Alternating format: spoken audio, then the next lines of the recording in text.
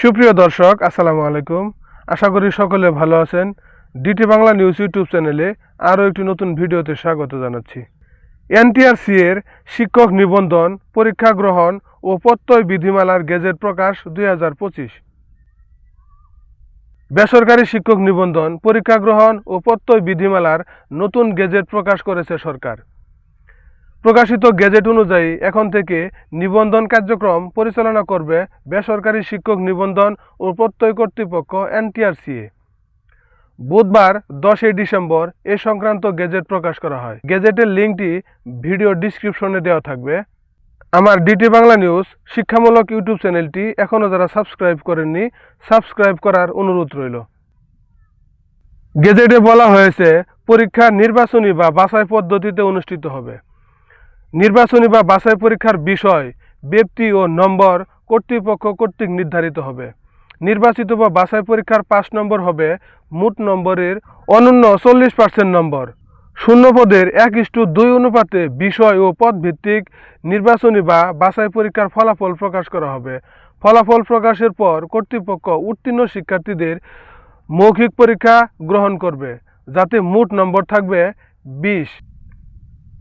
শিক্ষক নিবন্ধন ও প্রত্যয়নের জন্য শূন্যপদের চাহিদা নিরূপণ নিয়ে বলা হয়েছে, কর্তৃপক্ষ যোগ্য শিক্ষকদের তালিকা প্রণয়ন, নিবন্ধন ও প্রত্যয়নের জন্য শূন্যপদের চাহিদা গ্রহণ করবে। উপবিধি 1-এর উদ্দেশ্য পূরণকল্পে কর্তৃপক্ষ সর্বশেষ অনুমোদিত জনবল কাঠামো ও এমপিও নীতিমালা অনুযায়ী সংশ্লিষ্ট বেসরকারি শিক্ষা প্রতিষ্ঠান হতে শিক্ষকদের শূন্যপদের চাহিদা গ্রহণ করবে। বেসরকারি শিক্ষা প্রতিষ্ঠান পূর্ববর্তী বছরের 31 ডিসেম্বর পর্যন্ত শূন্যপদের চাহিদা এবং তৎপরবর্তী 3 বছরের বৎসরভিত্তিক শূন্যপদের চাহিদা অনলাইনে প্রেরণ করবে।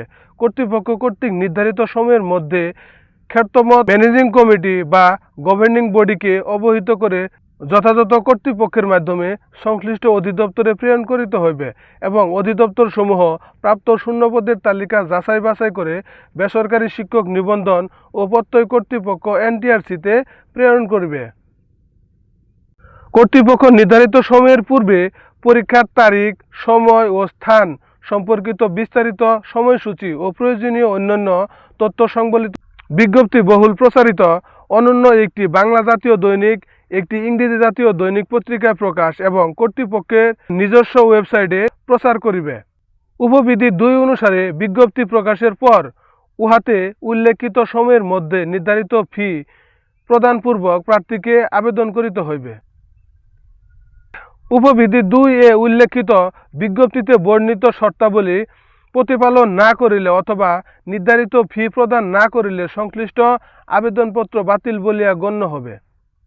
পরীক্ষার জন্য আবেদনপত্র গ্রহণ ও বাছাই, প্রবেশপত্র তৈরি, বিতরণ, পরীক্ষা গ্রহণ, ফলাফল প্রস্তুত ও প্রকাশ, পদভিত্তিক নিবন্ধন ও প্রত্যয়ন ইত্যাদি কাজ সুষ্ঠুভাবে সম্পূর্ণ করিবার লক্ষ্যে কর্তৃপক্ষ সামগ্রিক ব্যবস্থাপনায় যুগোপযোগী তথ্য প্রযুক্তি ভিত্তিক পদ্ধতি প্রবর্তন করিতে পারিবে। বিধি 4-এ বর্ণিত পরীক্ষায় আবেদনের ক্ষেত্রে আবেদনকারীর বয়স বিজ্ঞপ্তি প্রকাশের তারিখে এতদুদ্দেশ্যে সরকার কর্তৃক নির্ধারিত বয়সসীমার মধ্যে হইতে হবে। পরীক্ষায় অংশগ্রহণের যোগ্যতা ও অন্যান্য শর্ত। কোনো প্রার্থী যে পদে নিয়োগের জন্য তালিকায় অন্তর্ভুক্ত হইতে ইচ্ছুক, সেই পদের জন্য সর্বশেষ অনুমোদিত সংশ্লিষ্ট জনবল কাঠামো ও এমপিও নীতিমালা অনুযায়ী প্রয়োজনীয় শিক্ষাগত যোগ্যতা থাকতে হবে। ভিডিওটি ভালো লাগলে লাইক, কমেন্ট ও শেয়ার করবেন।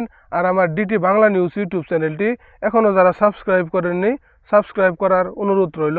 সকলে ভালো থাকবেন, সুস্থ থাকবেন। আসসালামু আলাইকুম।